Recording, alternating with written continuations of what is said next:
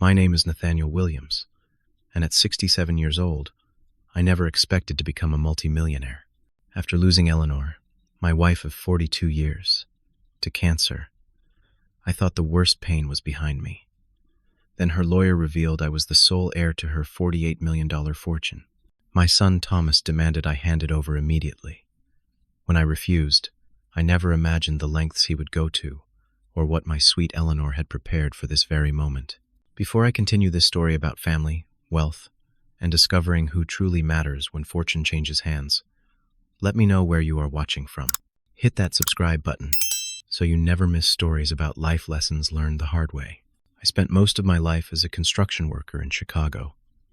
I was good with my hands, honest with my work, and content with my simple lifestyle.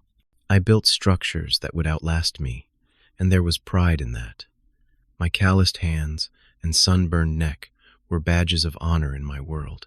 I worked for the same company for 30 years, rising from apprentice to site manager through nothing but hard work and dedication. I never aspired to wealth or status. A cold beer after a hard day, a decent truck that started when I turned the key, and enough savings for fishing trips up at Lake Michigan each summer were all I ever wanted. Then I met Eleanor Blackwood at a charity fundraiser for a new children's hospital wing my company was helping build. I was 45, had never married, and frankly wasn't looking to. Eleanor walked into that event in a simple blue dress that somehow outshined all the glittering gowns around her. She was helping organize the event, moving with grace and purpose through the crowd. When she approached me to ask about the construction timeline, something just clicked. Her dark hair was threaded with the first strands of silver. Her eyes creased at the corners when she smiled, and she listened to me talk about load-bearing walls and foundation work, like it was the most fascinating topic in the world. "You really love what you do," she observed, and that simple recognition felt like a gift. I learned later that Eleanor came from old money. The Blackwood family had banking and real estate holdings dating back 3 generations. She had grown up in mansions with house staff and private schooling. Yet when I asked her to dinner at my favorite local Italian restaurant, she accepted without hesitation. Our courtship wasn't without obstacles. Eleanor's family, particularly her father William and brother Robert, made their disapproval clear. A construction worker wasn't the match they had envisioned for Eleanor, who had previously been briefly married to a successful attorney before divorcing 5 years earlier. "Mother thinks you are chasing her money," Eleanor confessed one evening, 6 months into our relationship. "I didn't even know you had any," I replied honestly. I had assumed she worked for the charity foundation full-time. The revelation that she was independently wealthy came as a surprise. Despite her family's objections, Eleanor chose me. We married in a small ceremony with just a few friends present. Her mother Virginia eventually came around, attending our wedding with a tight smile that gradually warmed throughout the day. Her father sent a crystal vase but didn't attend. The early years of our marriage had their struggles. I refused to leave my job, despite Eleanor's assurances that we could live comfortably on her investments. My pride wouldn't allow it. Meanwhile, I insisted we live in my modest 3-bedroom house, rather than move into something more befitting her status. Looking back, I was probably too stubborn about maintaining my independence, but Eleanor never complained. When Thomas was born a year into our marriage, something shifted in Eleanor's family. Her parents suddenly wanted involvement in our lives, and I didn't have the heart to deny them access to their grandchild. Thomas became the bridge that slowly mended relationships between Eleanor and her family. As Thomas grew, it became evident that Eleanor's family had significant influence over him. During summer vacations with his grandparents, he developed a taste for luxury I couldn't provide. By his teenage years, the gap between his expectations and our lifestyle became a source of tension. I often caught him comparing our home unfavorably to his grandparents' estate. "Dad, why do we live like this when Mom could afford so much better?" he would ask, genuinely confused. I never fully understood myself why Eleanor was content with our modest lifestyle. She donated regularly to causes she cared about, but otherwise seemed unconcerned with displays of wealth. She worked remotely as a consultant for various investment firms, but I never pried into the details of her work. In retrospect, I now realize how little I knew about her financial life. As Thomas went off to college, an expensive private university his grandparents insisted on paying for, Eleanor and I settled into a comfortable routine. We traveled occasionally, usually modest road trips to national parks or quiet weekends in Michigan. We hosted neighborhood barbecues in summer and quiet dinners with close friends year-round. We were content, or so I believed. The first sign that something was wrong came when Eleanor began losing weight rapidly 5 years ago. Always slender, she suddenly became frail. The diagnosis was devastating. Stage 4 pancreatic cancer. The doctors gave her less than a year. Eleanor approached her illness with the same quiet grace she had shown throughout our life together. She arranged her affairs, spent time with Thomas, who had since graduated, and started working at an investment firm in the city, and made the most of our remaining time together. She rarely complained, even on her worst days. "I have no regrets, Nathaniel," she told me one evening as we watched the sunset from our back porch. "Marrying you was the best decision I ever made." The last months were difficult. I took early retirement to care for her, learning to administer medications and help with the most basic tasks as her strength failed. Thomas visited frequently, though he seemed uncomfortable with his mother's deterioration. He would bring expensive gifts, rare books, or gourmet foods, as if luxury items could somehow ease her suffering. Eleanor passed peacefully in her sleep on a crisp autumn morning. I was holding her hand, having dozed off in the chair beside our bed. When I woke to find her gone, the silence in our bedroom was deafening. After 42 years together, I was alone. Eleanor's funeral was held at her family's church, a grand cathedral downtown that she had rarely attended during our marriage. The service was larger than she would have wanted, with business associates and distant relatives filling the pews alongside our close friends. Thomas handled most of the arrangements, consulting me only occasionally. I was too numb with grief to object. Throughout the service and reception afterward, Thomas stayed close to my side, guiding me through conversations with people I barely knew, making sure I ate something from the elaborate spread, and fielding condolence calls.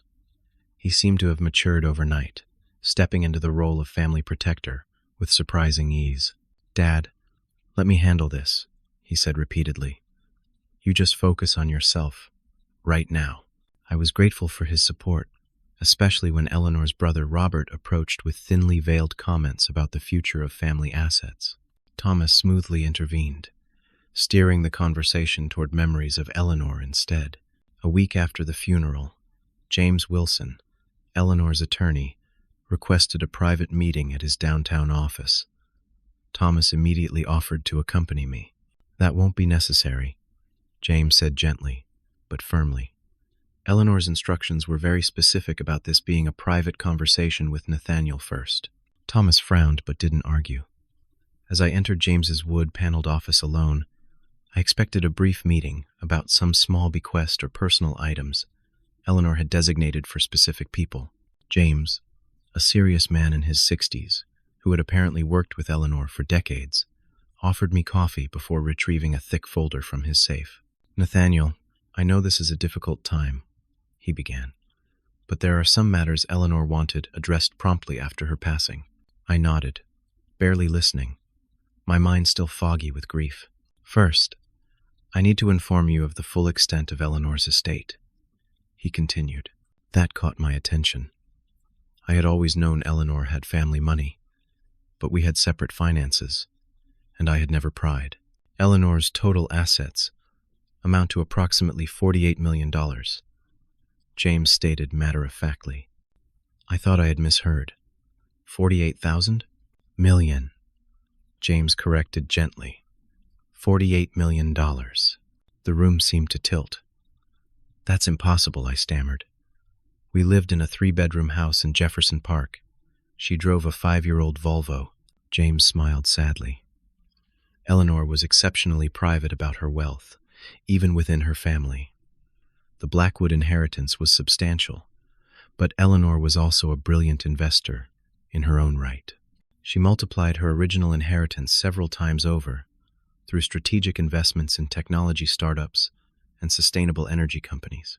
My mind reeled with questions. Why had she kept this from me? Why had we lived so modestly all these years? As if anticipating my confusion, James handed me a sealed envelope. She asked that you read this first, before we discuss the will. With trembling hands, I opened the letter and recognized Eleanor's elegant handwriting. My dearest Nathaniel, if you are reading this, then I am gone. And James is explaining something I should have told you years ago.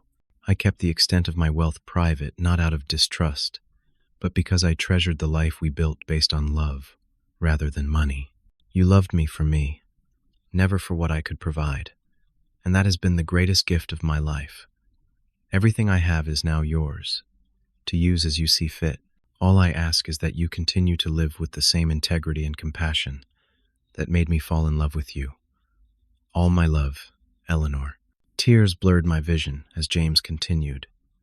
As Eleanor's letter indicates, she has named you as her sole heir and executor of her estate. This includes investment portfolios, real estate holdings including a family estate you may not have been aware of, and controlling interests in several companies. What about Thomas? I asked, thinking of my son who had always been closer to his mother's family than to me. There is a separate letter for Thomas, James explained. Eleanor made specific provisions for him in the form of educational trusts for any future children and the continuation of his position at Blackwood Investments, but she was explicit that the bulk of the estate should pass directly to you. I don't understand, I said honestly. Thomas was her only child. Why wouldn't she leave everything to him? James hesitated. Perhaps we should ask Thomas to join us now. The transformation in my son when he entered the room and heard the news was immediate and disturbing. His supportive demeanor vanished, replaced by something cold and calculating I had never seen before. There must be some mistake, Thomas said sharply. Mom would never have left everything to Dad. He doesn't even understand what to do with that kind of money. James remained professional, but firm. There is no mistake, Thomas. Your mother's will is clear and legally binding. She left the entire estate to your father, with specific instructions about your continued employment and future generations. Thomas turned to me, his expression a mixture of shock and accusation. Did you know about this? Did you convince her to do this while she was sick and vulnerable? The suggestion stung like a physical blow. Of course not, I replied. I'm as surprised as you are. Somehow I doubt that, Thomas muttered, pacing the office like a caged animal. As the meeting concluded, James asked to speak with me privately for a moment. Thomas left reluctantly, slamming the door behind him. Once we were alone, James's professional facade softened slightly. Nathaniel, there's something else you should know. Eleanor was concerned about Thomas's financial behavior in recent years.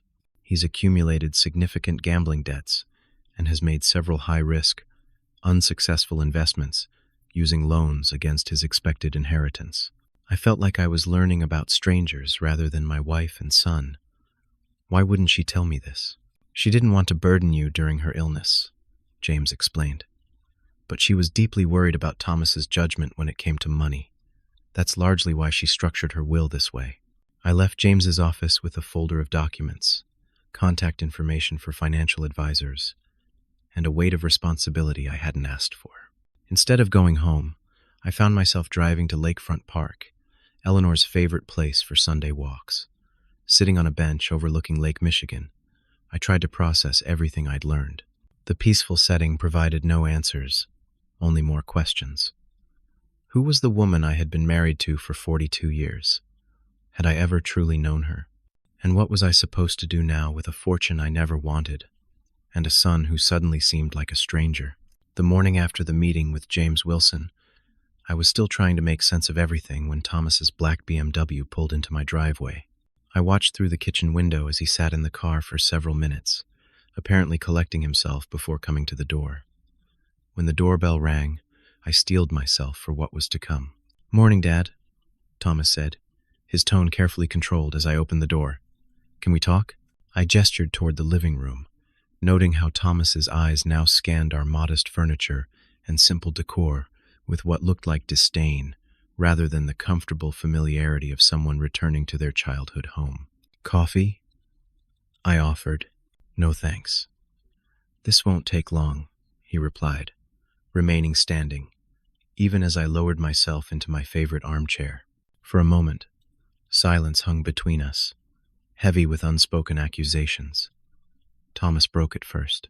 "So," he began, trying to sound casual, "have you given any thought to what James told us yesterday?" "I've hardly thought of anything else," I answered honestly. Thomas nodded, pacing slightly before continuing. "Look, Dad, I know this is all overwhelming for you. Mom's death, now this inheritance situation. It's a lot to process." "It is," I agreed cautiously. "The thing is," Thomas continued, his voice taking on the smooth, persuasive tone I recognized from his sales pitches at family gatherings, "Mom clearly didn't think through the practical implications of her decision." I waited, saying nothing. "You're 67, Dad. You've never managed more than your construction salary and modest retirement savings. Suddenly, being responsible for $48 million in diverse assets requires financial expertise you simply don't have." His words stung because they contained a grain of truth. I had no experience with wealth management. Still, his tone and assumption bothered me. "I may not have your financial education, Thomas, but I'm not incapable of learning or getting proper advice." Thomas waved this away impatiently. "That's not practical, and you know it. There are complex investment decisions that need to be made daily. Tax considerations, estate planning." James mentioned several financial advisors Eleanor trusted. I pointed out. "Dad, be reasonable," Thomas said, his friendly facade slipping slightly. "Mom always intended for me to manage the family assets eventually. I work in investment banking. This is literally my profession." I studied my son carefully. If that was Eleanor's intention, why didn't she specify it in her will? Thomas's face flushed. "She obviously assumed you would do the right thing and transfer the assets to me." "That's not what her letter said," I replied quietly. Thomas's expression darkened. "What letter?" "Eleanor left me a personal letter explaining her decision," I said, not mentioning its contents. "I want to see it," Thomas demanded. "It was private, between husband and wife." Thomas stepped closer, his posture suddenly intimidating. "Dad, there's something you don't understand.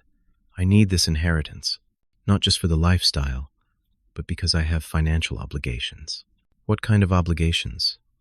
I asked, though James's warning about gambling debts flashed through my mind. Thomas hesitated, then seemingly decided on honesty as his best strategy. "I've made some investments that haven't paid off yet. I took out loans expecting to cover them with my inheritance." "How much do you owe?" I asked directly. "Around $2 million, he admitted, though something in his expression made me suspect the number was higher. "I can help you with financial counseling," I offered. "We can set up a reasonable payment plan from the estate to cover legitimate debts." Thomas's face contorted with anger. "I don't need financial counseling from a construction worker. I need what's rightfully mine."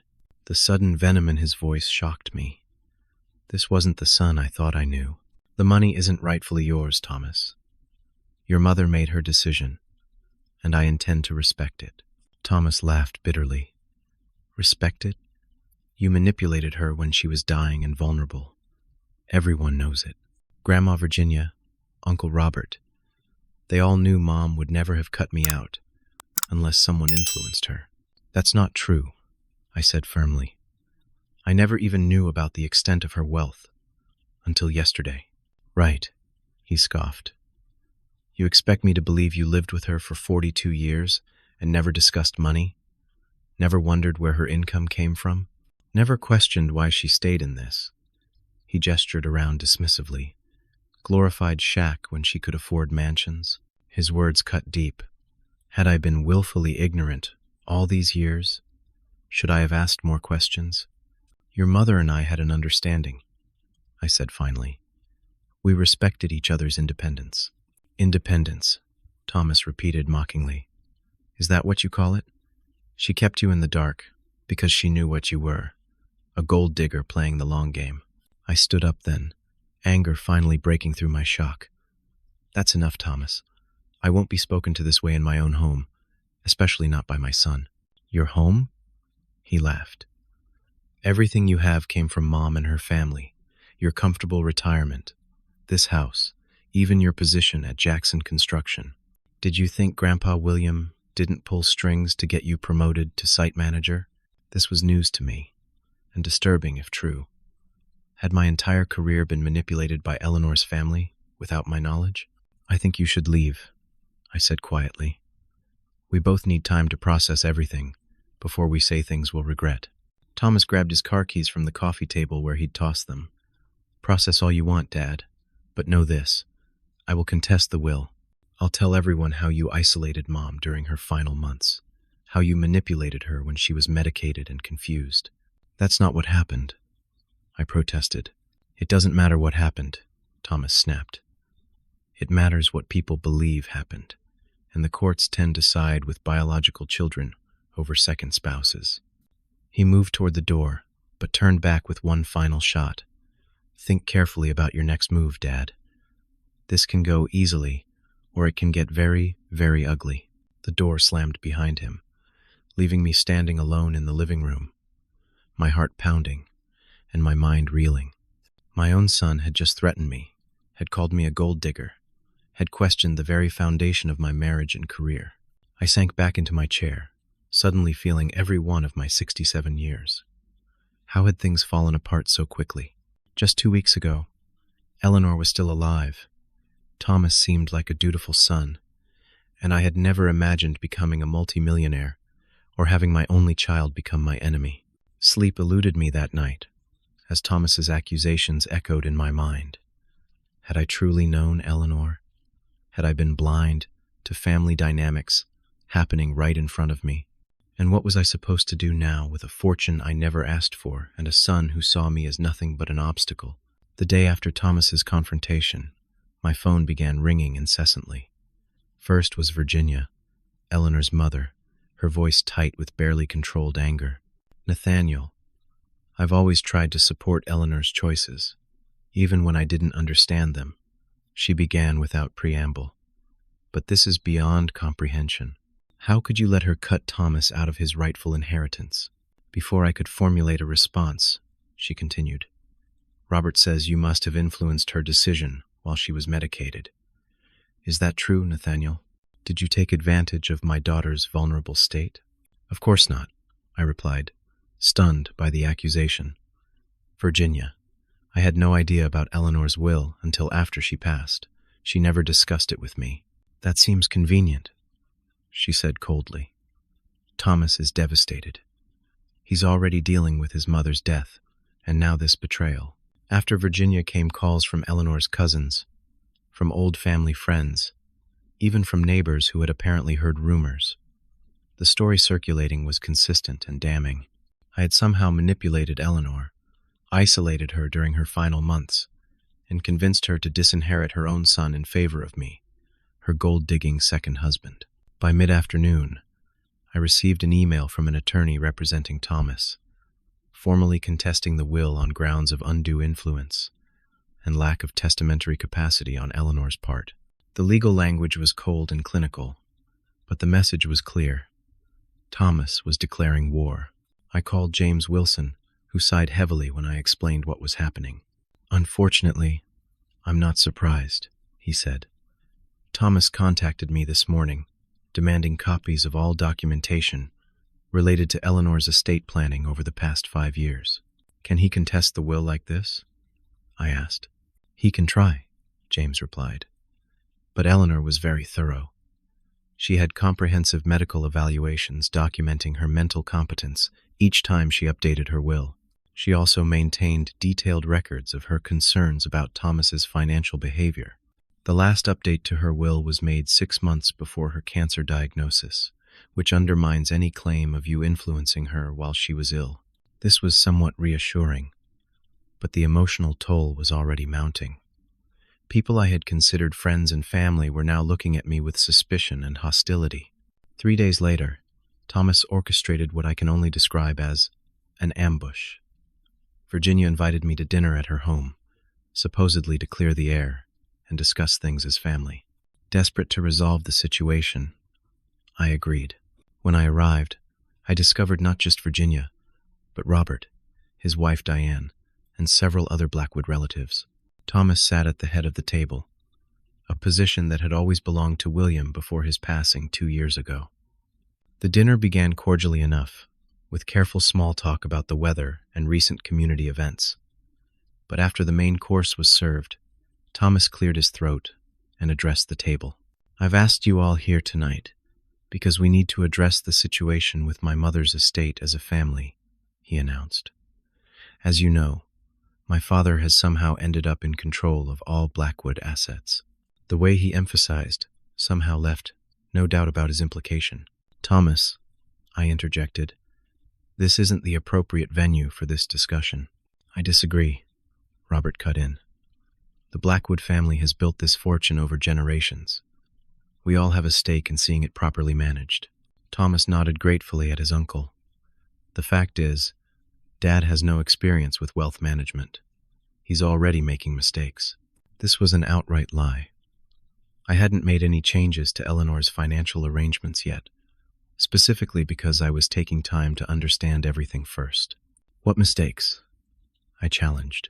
"James Wilson tells me you're considering liquidating the Blackwood Holdings stake in Meridian Technologies," Thomas said smoothly. "That's absolutely false," I replied, looking around the table. "I've made no such decision." But I could see from their expressions that they believed Thomas, not me. I was the outsider here, despite 42 years of marriage to Eleanor. The dinner devolved from there, with various family members questioning my intentions, my character, even my love for Eleanor. Only Amanda, Eleanor's younger sister who had flown in from Seattle, remained silent, watching the proceedings with a troubled expression. As dessert was being served, Thomas delivered what he clearly thought was his masterstroke. "I've been doing some investigating," he announced, pulling documents from a portfolio beside his chair. "It seems Dad has been planning this for quite some time. He's been seen meeting with rival investment firms, presumably shopping around Mom's portfolio even before she passed."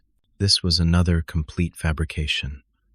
I hadn't met with any investment firms. "That's not true," I said firmly. "I challenge you to provide any evidence of these meetings." Thomas slid a photograph across the table. It showed me entering the offices of Caldwell Investments downtown. My heart sank as I recognized the location. "That's from last year," I explained. "I was meeting a former colleague from Jackson Construction who works in the same building. It had nothing to do with investments, but the damage was done." The photograph, taken out of context, seemed to confirm Thomas's narrative. As the evening concluded, I felt utterly defeated. Walking to my car, I was surprised when Amanda hurried after me. "Nathaniel, wait," she called softly. "I need to speak with you, but not here." She pressed a business card into my hand. "Call me tomorrow. There are things about Eleanor's decisions you should know." That small act of potential alliance gave me hope, but it was short-lived. Driving home, I received a text from Thomas that simply read, "This is just the beginning." True to his word, Thomas escalated his campaign against me. Somehow, he attempted to access Eleanor's accounts using forged authorization documents. The bank caught the attempt and notified James, who added it to the growing file of Thomas's concerning behavior. A week later, I returned home late after meeting with one of Eleanor's suggested financial advisors to find something shocking. The locks on my house had been changed. My key no longer worked, and peering through the windows, I could see that some of my belongings had been moved. As I stood there in disbelief, my phone buzzed with a text message from Thomas. "You never deserved my mother or her money. Consider this the first step in correcting her mistake." I called the police, who arrived promptly but explained this was a civil matter, since Thomas's name was still on the house deed alongside mine. Eleanor had purchased our home outright early in our marriage, insisting on adding both our names to the property. With nowhere to go, I called James in desperation. Can he really lock me out of my own home? I asked, sitting in my car as night fell. Not legally, no, James replied, but resolving it will take time. In the meantime, I have a suggestion. Eleanor maintained a separate residence that you may not have been aware of, the Blackwood family estate. It's about 30 minutes outside the city, and it's now legally yours. I can meet you there with the keys tonight. A separate residence? I echoed, feeling another piece of my understanding of my marriage shift beneath me. Eleanor kept it primarily for family historical purposes and occasional business retreats, James explained. She rarely used it personally, which is likely why she never mentioned it to you. Having no better options, I agreed to meet James at this mysterious property that had apparently belonged to my wife all along. The address James gave me led to a gated property in an exclusive area north of the city. As I followed his car down a winding driveway, moonlight revealed manicured grounds, and eventually, a stunning mansion that looked like something from another era. 3 stories of elegant stone and timber, with large windows glowing softly from security lighting within. This belonged to Eleanor? I asked in disbelief as we parked in the circular driveway. The original structure was built by Eleanor's grandfather in 1926, James explained, retrieving a set of keys from his briefcase. Eleanor inherited it from her father 15 years ago and had it extensively renovated, though she maintained the historical character. The interior was even more impressive. Warm wood paneling, tasteful art, and elegant furniture that somehow managed to feel both luxurious and welcoming. Unlike many mansions I'd seen in magazines or movies, this one didn't feel cold or impersonal. It felt like a home, albeit a grand one. There are 6 bedrooms upstairs, James explained, leading me through the main floor. The master suite is at the end of the east wing. The kitchen has been fully modernized, and there's a staff apartment over the garage, though the property has been maintained by a service for years rather than live-in staff. I followed in a daze, trying to reconcile this hidden life of Eleanor's with the woman I thought I knew. We had vacationed in modest cabins and mid-range hotels, while all along she had access to this. Why wouldn't she tell me about this place? I wondered aloud. James hesitated. Eleanor was very private about her wealth. She was concerned about being valued for her money, rather than herself.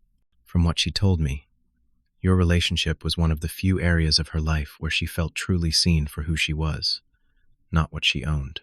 This aligned with the Eleanor I knew, yet it still hurt to realize how much she had kept from me. There's a private study upstairs that Eleanor used when she stayed here, James continued. You'll find more personal items there. I believe she left some things specifically for you to find, should the need ever arise. After showing me the security system and ensuring I understood how to operate the essential functions of the house, James left me to settle in. Despite the late hour, sleep was impossible. I wandered the huge house, feeling like an intruder in my wife's secret life. The master bedroom was clearly Eleanor's space, with photos I recognized alongside unfamiliar ones of Eleanor with business associates or at functions I had never attended. There were books on her nightstand with bookmarks still in place, as if she had just stepped out momentarily instead of being gone forever. Around 2 a.m, I found my way to the study James had mentioned. Unlike the rest of the house, which balanced luxury with comfort, this room was clearly a working space. A large desk dominated one wall, with built-in bookshelves surrounding it. Filing cabinets lined another wall, while a comfortable seating area with a small fireplace occupied the remainder of the space. On the desk sat a sealed envelope with my name, written in Eleanor's handwriting. With trembling hands, I opened it. My dearest Nathaniel, if you are reading this in my study, then circumstances have forced you to learn about aspects of my life I kept separate from our marriage. I owe you an explanation and an apology. I kept my wealth and this property secret not from a lack of trust, but because I treasured what we built together based solely on love and mutual respect. You never saw me as a Blackwood or an heiress. You saw Eleanor, just Eleanor, and that freedom was the greatest gift anyone has ever given me.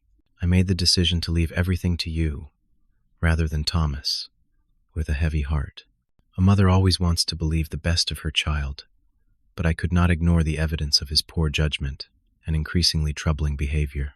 In the bottom right drawer of this desk, you will find documentation of Thomas's gambling debts, failed investments, and most disturbingly, his misappropriation of funds from Blackwood family businesses. I confronted him about this 2 years ago, before my diagnosis, and his response was not one of remorse, but of entitlement.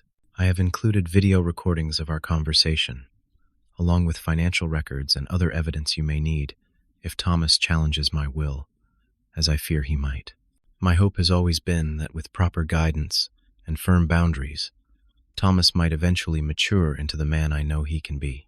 Your wisdom and integrity make you the only person I trust to make these difficult decisions regarding his future and the family legacy. Whatever you decide, know that I support you completely, and that my love for you was the most genuine part of my life.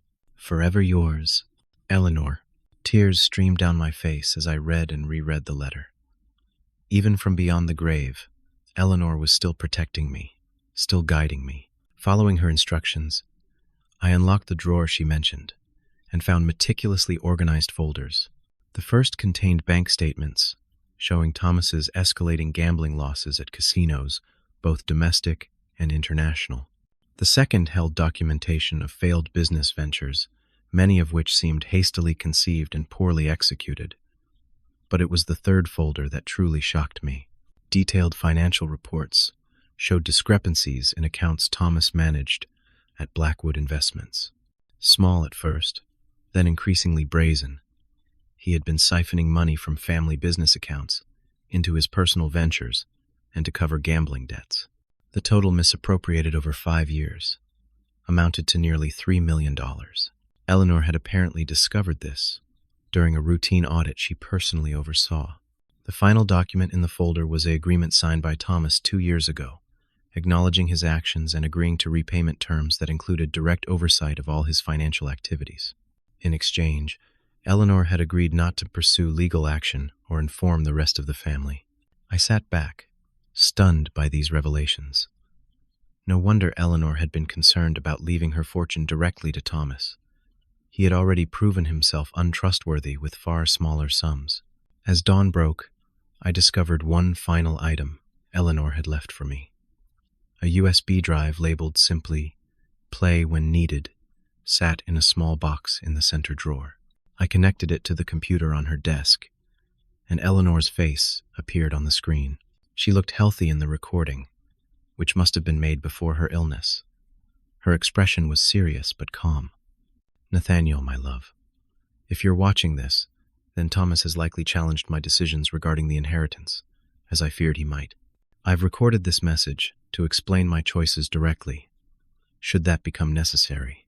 I'm leaving my entire estate to you, not because I love Thomas any less, but because I've seen concerning patterns in his behavior that make me believe he isn't ready for the responsibility of this wealth. The documentation I've left will show you the extent of my concerns. Thomas needs guidance, structure, and consequences for his actions, not unlimited access to resources that would only enable his worst tendencies. I believe that you, with your integrity and compassion, are the best person to provide that framework for him. If necessary, please share this recording with Thomas, with my family, even with legal authorities if it comes to that. Know that I made these decisions while completely sound of mind and free from any influence except my own judgment and the evidence before me. I love you both, Thomas and you, more than anything in this world. Sometimes love means making difficult choices for the long-term well-being of those we cherish, even when they cannot understand those choices in the moment. Trust yourself, Nathaniel. You have always been wiser than you give yourself credit for. I trust you completely with both my legacy and our son's future. The recording ended, and I sat in silence as sunlight began to filter through the study windows. Eleanor had prepared for every contingency, had anticipated Thomas's reaction, and had given me the tools to handle what was to come. In this house that I never knew existed, surrounded by evidence of a life my wife had kept separate from our marriage, I finally began to understand the full weight of responsibility Eleanor had entrusted to me. This wasn't just about money. It was about legacy, about family, and about helping our son find his way back from the destructive path he had chosen. With renewed determination, I began to formulate a plan. Thomas needed to be confronted with the truth, not just about his behavior, but about his mother's awareness of it. And I needed allies if I was going to navigate this situation successfully. I picked up my phone and called Amanda, Eleanor's sister, who had offered her support at the disastrous family dinner. It was time to bring Eleanor's plan into the light. The security system alerted me to vehicles approaching the estate around 10 o'clock the next morning. Through the surveillance monitor in the kitchen, I watched Thomas's BMW lead a small convoy that included a moving truck and a sedan I didn't recognize. How he had discovered my whereabouts so quickly was concerning, but not entirely surprising. The Blackwood family had connections throughout the city. I called Amanda, who had arrived an hour earlier after our early morning conversation. "They're here. Perfect timing," she replied calmly from the study upstairs where she was reviewing Eleanor's documentation. "James just texted. He's 5 minutes away."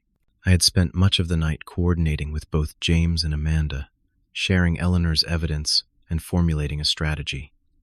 Amanda had been devastated, but not entirely surprised by the revelations about her nephew. Apparently, she had harbored suspicions about Thomas's lifestyle for years, but had no proof until now. "Let them approach the house," James had advised. "Don't confront them in the driveway. The psychological advantage of welcoming them into what is legally your home is significant."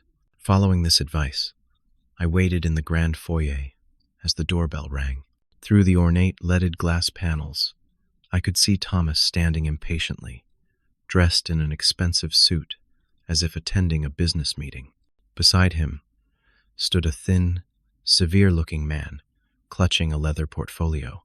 I opened the door but remained in the doorway, not inviting them in immediately. "Thomas," I acknowledged, "this is unexpected." My son's expression flickered between surprise and triumph. "Not as unexpected as finding you squatting in Mom's family estate," he retorted. "I'm not squatting," I replied calmly. "This property was legally transferred to me through your mother's will, as James Wilson no doubt informed you." The man beside Thomas stepped forward slightly. "Mr. Williams, I'm Harold Prescott, Mr. Williams Jr.'s attorney. We have documentation establishing prior claim to this property through family trust arrangements that supersede the recent will. I recognize this for what it was, a bluff. Eleanor's letter had mentioned these very tactics." "Interesting," I replied, still blocking the doorway. "And the moving truck?" Thomas smiled coldly. "Just being efficient, Dad. Once we establish my rightful ownership, I'll need to have your things removed. I'm even willing to have them delivered to a hotel of your choosing." I'm not unreasonable. The sheer audacity was almost impressive. "That's thoughtful of you," I said, matching his false pleasantness. "Perhaps we should discuss these documents you mentioned. Would you like to come in?" Thomas seemed momentarily taken aback by my cooperative tone. He had clearly expected resistance. "Yes, that would be appropriate," he said, gesturing to his attorney. I stepped aside, allowing them entry into the grand foyer with its sweeping staircase and crystal chandelier. Thomas looked around with the possessive gaze of someone mentally cataloging their new acquisitions. "This place hasn't changed much since grandfather's time," he commented.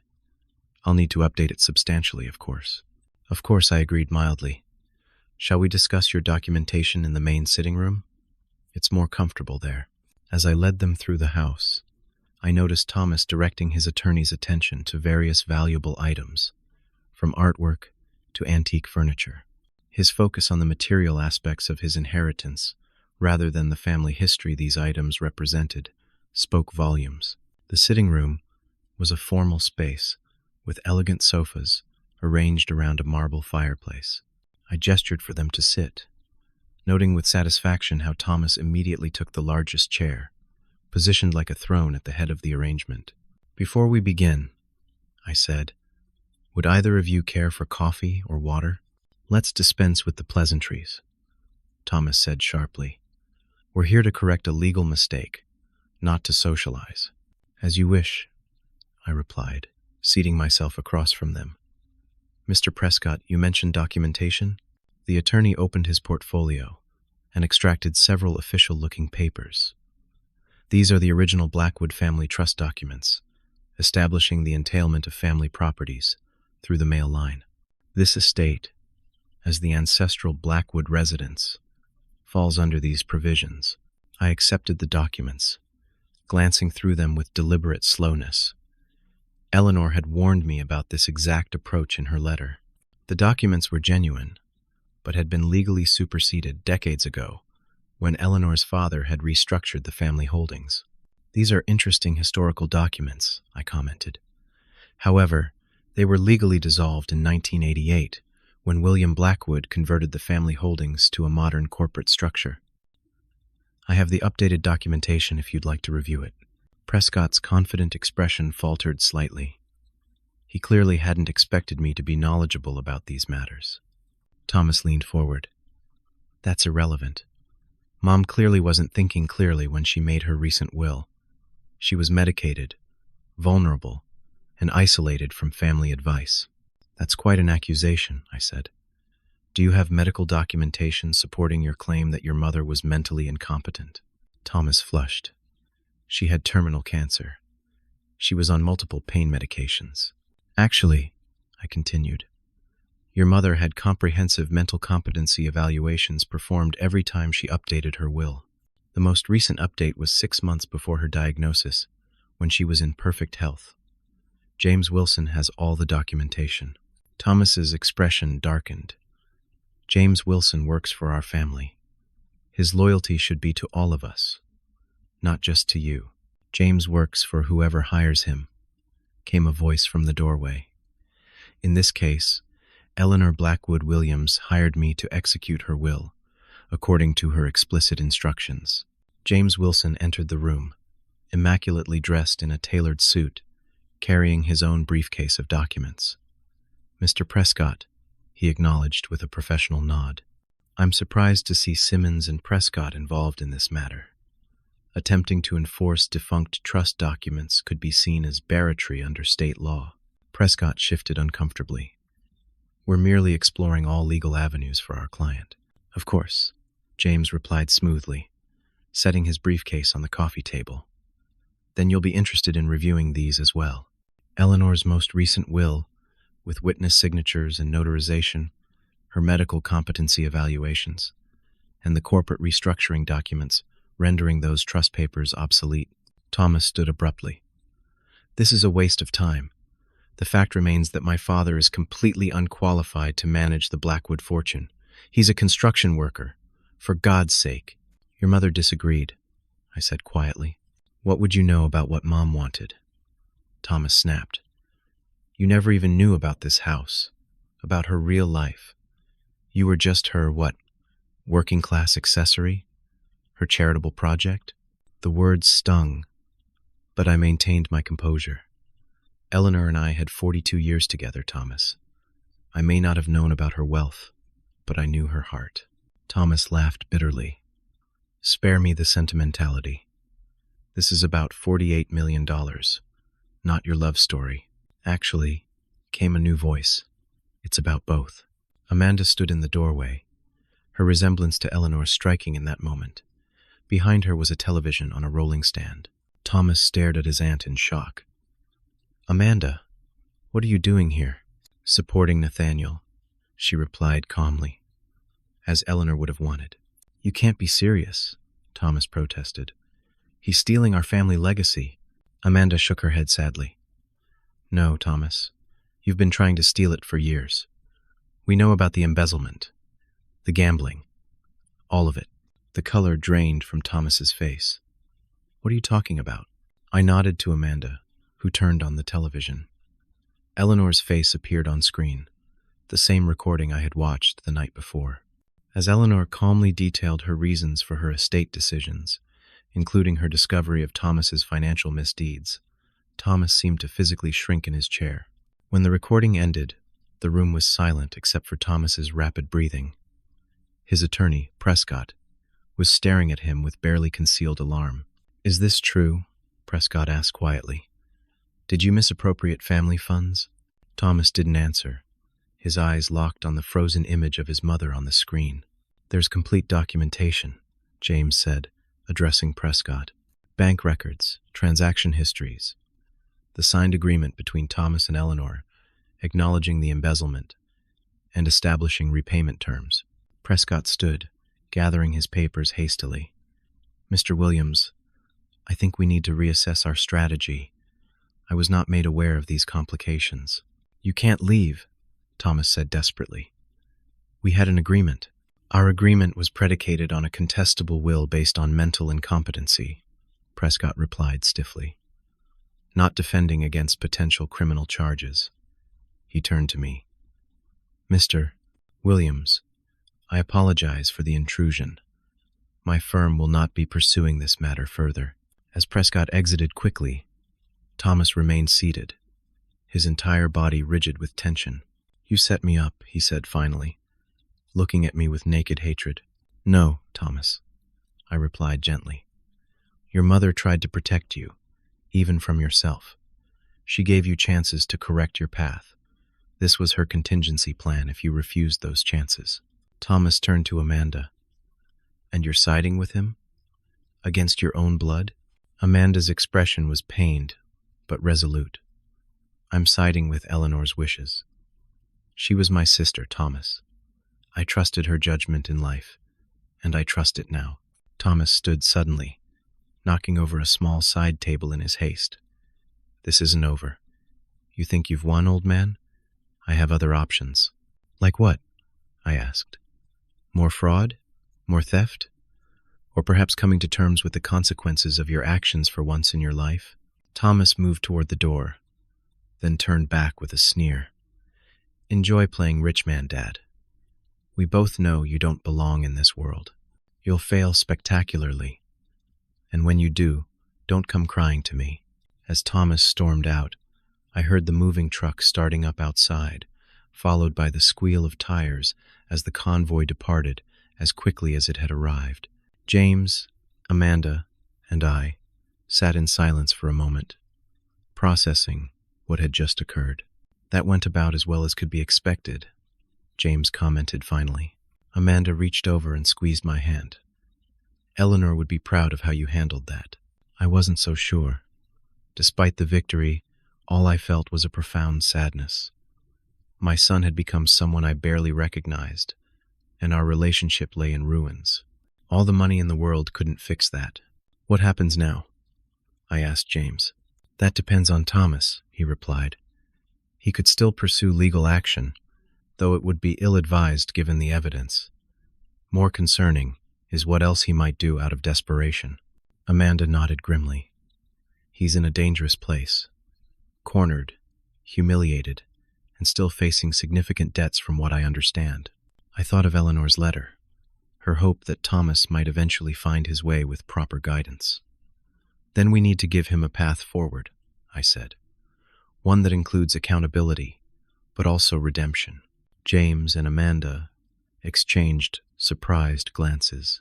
After everything he's done, you're still thinking about helping him? Amanda asked. He's my son, I replied simply, and Eleanor never gave up on him. Neither will I. In the days following the confrontation at the estate, Thomas went silent. No legal challenges, no threatening messages, no further attempts to access property or accounts. According to James's sources, he had moved out of his luxury apartment and hadn't shown up for work at Blackwood Investments for over a week. Despite Amanda's concerns about my safety, I refused to file for a restraining order or pursue charges related to the lockout at my house. Something told me that escalating the legal conflict would only push Thomas further away, closing any possibility of reconciliation. 3 weeks after our confrontation, I received a text from a number I didn't recognize. Horizon Diner, 7 p.m. tonight. Come alone. T. Amanda and James both advised against meeting Thomas without witnesses or legal representation, but I knew this might be our only chance to begin healing the rift between us.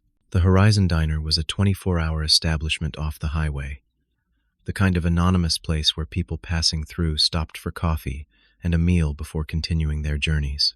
When I arrived, I spotted Thomas in a corner booth, hunched over a coffee cup, looking nothing like the confident, polished investment banker I was accustomed to seeing. His suit was rumpled, his hair unkempt, and several days' worth of stubble darkened his jaw. He didn't look up as I slid into the booth across from him. For several minutes, neither of us spoke. "I'm down to my last $500, Thomas said finally, still staring into his coffee. "Maxed out all my credit cards, sold my car, got evicted from my apartment." I said nothing, waiting for him to continue. "The gambling started in college," he went on, his voice flat. "Small bets at first, poker games with friends, sports betting, then bigger games, private clubs, online betting sites. I always thought the next win would solve everything." He finally looked up, his eyes bloodshot and haunted. "I keep thinking about that video of Mom. How did she know? I was so careful. I thought no one had figured it out."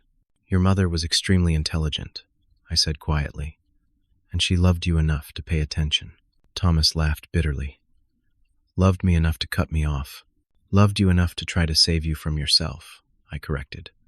"The money would have only enabled your self-destruction."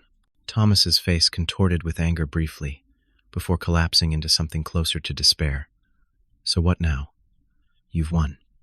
You have everything. Are you here to gloat?" "I'm here to offer you a choice," I replied. That caught his attention. "What kind of choice?" "Option 1. I use part of the inheritance to pay off your gambling debts and set you up with a monthly allowance. No strings attached." Hope flickered across his face. "Option 2, I continued. I pay for you to enter a rehabilitation program for gambling addiction. After completion, I'll help you find appropriate work, perhaps in one of the charitable foundations your mother supported. You'll need to make restitution for the funds you misappropriated, but I'll work with you to create a reasonable payment plan." Thomas's expression hardened. "So either become your charity case or your indentured servant? Those are my choices?" "No," I said evenly. "Those are the choices I'm offering with financial support. You're always free to make your own way without my help." He stared at me for a long moment. "And if I refuse both?" "Then we go our separate ways," I said, trying to keep the pain from my voice. "I won't pursue charges for the embezzlement your mother documented, or for locking me out of my house. You'll be on your own." "Why would you even offer to help me after what I did?" Thomas asked, genuine confusion in his voice. "Because you're my son. Because your mother never gave up hope for you. And because I believe people can change when they're ready." Thomas was silent for so long, I thought he might simply walk out. Finally, he spoke in a voice barely above a whisper. "I need help." 3 simple words that must have cost him enormously to say. "Then you'll have it," I promised. The next day, Thomas entered a residential treatment program specializing in gambling addiction and financial rehabilitation. The program was comprehensive, addressing not just the addiction itself, but the underlying issues of entitlement and unhealthy relationships with money that had contributed to his behavior. For the first month, our only contact was through his counselors, who reported that while Thomas was struggling, he was engaged in the process. In the second month, we began weekly supervised sessions with a family therapist, excavating decades of misunderstandings and unspoken resentments. I learned that Thomas had grown up feeling caught between 2 worlds, my modest, working-class values and the luxury and privilege of Eleanor's family. He had interpreted our modest lifestyle not as a choice, but as my rejection of his mother's world, a world he had been drawn to from childhood. "I always felt like you disapproved of me for wanting the things grandfather offered," Thomas admitted during one particularly difficult session. "Like I was betraying you by enjoying wealth." I had never realized my pride and self-sufficiency had been interpreted this way, creating a rift between us long before money became an explicit issue. 6 months after entering treatment, Thomas completed the primary program. By then, I had established a structure for managing Eleanor's estate, guided by her wishes and values. I created the Eleanor Williams Foundation, focusing on addiction recovery services and financial literacy education. When Thomas expressed interest in working there after his treatment, I was cautiously optimistic. Not in financial management, I clarified. Not yet, but the foundation needs help with community outreach and program development. Thomas accepted these limitations, understanding that trust would need to be rebuilt gradually. He moved into a modest apartment, drove a used car, and began the long process of repaying the funds he had misappropriated, both to the family businesses and to the gambling debts he had accumulated. Our relationship remained fragile, but there were moments of genuine connection that gave me hope. During one foundation event, I overheard Thomas speaking to a young man struggling with addiction. "Money doesn't solve problems," he said. "It just magnifies who you already are." I had to figure out who I wanted to be first. As I worked with Eleanor's financial advisors to maintain and grow her investments, I kept her values at the center of every decision. Much of the portfolio was directed towards sustainable businesses and community development projects. I maintained her annual contributions to arts organizations and educational institutions, adding new initiatives focused on addiction recovery and financial literacy. Virginia and Robert eventually came around when they saw how seriously I took the responsibility of managing Eleanor's legacy. Amanda became my closest ally and friend, helping me navigate the unfamiliar waters of philanthropy and wealth management. 1 year after Eleanor's passing, I invited the family to the estate for a memorial gathering. Standing in the garden she had loved, surrounded by people who had known different facets of my wife, I finally felt I was beginning to understand the complete picture of who she had been. Eleanor believed in second chances, I told the assembled group. She believed in learning from mistakes and growing beyond them. Most of all, she believed in the power of love to transform us into our best selves. Thomas stood at the edge of the gathering, still somewhat apart but present. When our eyes met, he gave a small nod of acknowledgement, a tiny gesture that meant more to me than all the wealth Eleanor had left in my care. Later that evening, as guests departed, Thomas lingered behind. "I found this when I was cleaning out my old storage unit," he said, handing me a photograph I had never seen before. It showed Eleanor and me on our wedding day, dancing our first dance. Eleanor's face was tilted up toward mine, radiating joy, while I looked at her with unguarded adoration. "Grandma Virginia took it," Thomas explained. "Mom asked for a copy years ago." I stared at the image, remembering that moment with perfect clarity, despite the decades that had passed. "Thank you," I said, my voice thick with emotion. "Dad," Thomas said hesitantly, "do you think Mom would be proud of what we're doing now, with the foundation and everything?" "I know she would," I replied without hesitation. She always saw the best in both of us, even when we couldn't see it ourselves. As Thomas left that night, I returned to Eleanor's study, the room where I had first discovered the truth about my wife's separate life and our son's struggles. The mansion no longer felt alien to me. I had made it my own, not by changing it to suit my tastes, but by embracing it as part of Eleanor's legacy to us both. The greatest inheritance wasn't the $48 million or the properties or investments. It was the chance to truly know both my wife and my son, and ultimately, myself. Money had revealed character, as it often does, showing both the worst and best in each of us. But it hadn't defined us, and it wouldn't determine our future relationships.